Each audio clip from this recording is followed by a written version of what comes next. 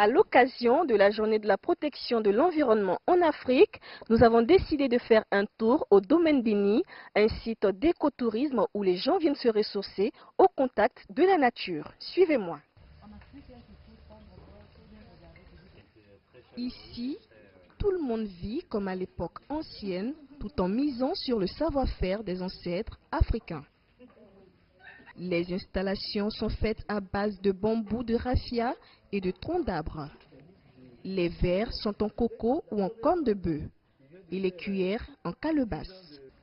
Tout ceci dans un cadre écologique. Le fondateur nous explique l'idée de ce concept. L'idée, c'est de constater que déjà, dans notre pays, nous avons une forte richesse au niveau de la végétation, au niveau de la culture, au niveau de la gastronomie. Et pour moi, c'est comme s'il faut réinventer le tourisme écologique ou bien il faut donner les lettres de noblesse au tourisme écologique. Donc pour nous, le concept, c'est un écosystème, un village, un développement écotouristique. Voilà.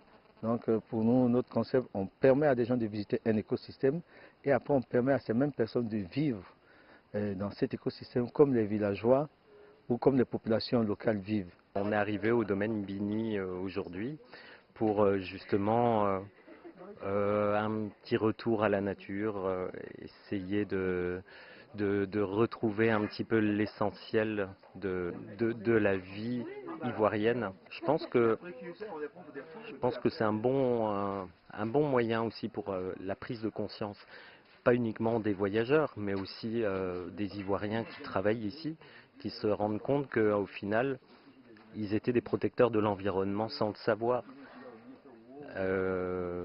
En n'utilisant que des produits de la vaisselle qu'ils ont fabriqués eux-mêmes, qui est totalement biodégradable. Une journée au domaine Bini se déroule en 3 étapes, dont la première consiste à contempler la nature. La deuxième est de s'acquérir des nouvelles des visiteurs, comme le veut la tradition, et la troisième étape consiste à faire découvrir les différentes plantations du domaine aux visiteurs. Profiter de la nature et contribuer à l'amélioration de l'environnement sont là les objectifs du fondateur Bini Jean-Marc. Nous aussi, ce coutume déjà y contribue. Sauf que nous avons oublié cela et nous, les villageois et les citadins, on ne sait pas qu'on le fait. Donc c'est une révélation qu'on redonne à la population. Le fait de travailler avec la population et que les populations arrivent à comprendre que c'est eux, leur savoir-faire qu'on utilise pour protéger. Parce que quand vous avez des bois sacrés ou des forêts sacrées, c'est une autre forme de protection.